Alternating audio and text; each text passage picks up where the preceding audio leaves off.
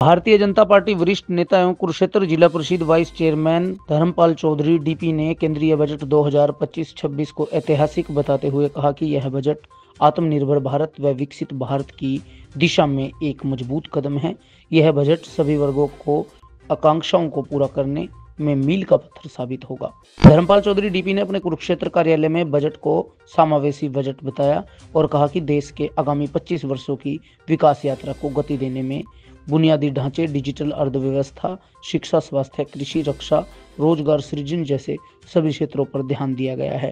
यह सर्वस्पर्शी और समावेशी बजट है जिसमें गरीब, मध्य वर्ग, युवा, अन्नदाता और नारी शक्ति के समग्र विकास को रेखांकित किया गया है। इस बजट में 12 लाख रुपए तक की वार्षिक आय को इनकम टैक्स फ्री करने के निर्णय को भी उन्होंने क्रांतिकारी बताया। उन्होंने कहा कि इस फैसले से मध्य वर्ग की आशाओं और आकांक्षाओं को नई उड़ान मिलेगी। धर्मपाल चौधरी डीपी ने कहा कि केंद्रीय बजट को आम भारतीय का बजट करार दिया। उन्होंने कहा कि पीएम मोदी और निर्मला सीतारमण ने सरकारी खजाने में किसानों और कर्मचारियों को बड़ी हिस्सेदारी दी है। उन्होंने मध्य वर्ग, गरीब व्यक्ति की हिस्सेदारी बढ़ाने का बड़ा काम किया है। 12,75,000 रुपए तक की वार्षिक आय पर टैक्स में छूट के साथ ही बुजुर्गों को टैक्स रिटर्न भरने में छूट दी गई है। इस सब के बीच अन्नदाताओं को बड़ा तोहफा दिया है। किसान क्रेडिट कार्ड की लिमिट 3 लाख से 5 लाख रुपए की गई है। धर्मपाल चौधरी ने कहा कि किसान क्रेडिट कार्ड से 7.7 करोड़ किसानों, मछुआरों और डेयरी किसानों को भी सीधा लाभ मिलेगा। उन्होंने कहा कि बीजेपी राज में ग्रामीण क्षेत्र का शहर की तर्ज पर विकास हो रहा है।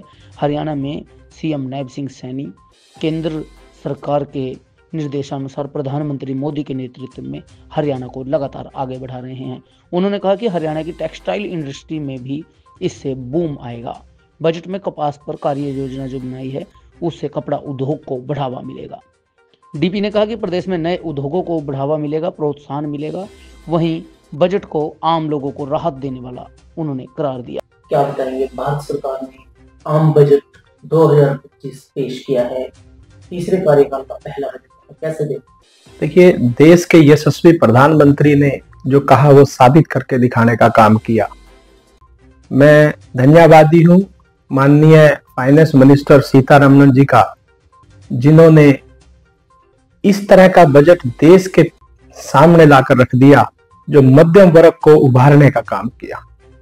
माननीय प्रधानमंत्री जी की जो सोच थी कि गरीबी को मिटाना, हर वर्ग को सम्मान दिलाना और हर व्यक्ति के अधिकारों को मजबूत करना, आज मध्यम वर्ग जो 12,75,000 तक की इनकम पर टैक्स फ्री करने का काम किया, ये एक सराहनीय कदम है। इससे आम जन को मजबूती मिलने का काम होगा। इससे आम जन अपनी इनकम के दायरे को बढ़ाने का काम करेगा और सरकार की इस नीति का लाभ लेकर अपने आप को सशक्त और मजबूत बनाने का काम करेगा। जहां सीनियर सिटीजन, उनका टीडीएस टैक्स जो 50,000 तक था, उनका 1 लाख तक करने का काम किया। उनके लिए कितनी गौरवान्वित करने वाली ये बात है। जहां आईटीआर को भरने का 2 साल का समय था, 4 साल तक करने का काम किया, ताकि विकास और विश्वास में कोई बाधा ना पैदा हो। आज किसान को देखिए, 3 लाख तक का जो किसान क्रेडिट कार्ड सरकार ने किया था, आज उसको 5 लाख तक बढ़ाने का काम किया है। आज टीडीएस पर इंटरेस्ट 2.5 लाख से लेकर 6 लाख तक बढ़ाने का काम किया है। ऐसी अनेकों योजनाएं माननीय वित्त मंत्री जी ने देश के सामने लाकर इसके ढांचे को मजबूत करने का काम किया। माननीय प्रधानमंत्री जी ने जो देश के लोगों के साथ जो सपना दिखाया था, आज उसको पूरा करने का काम किया।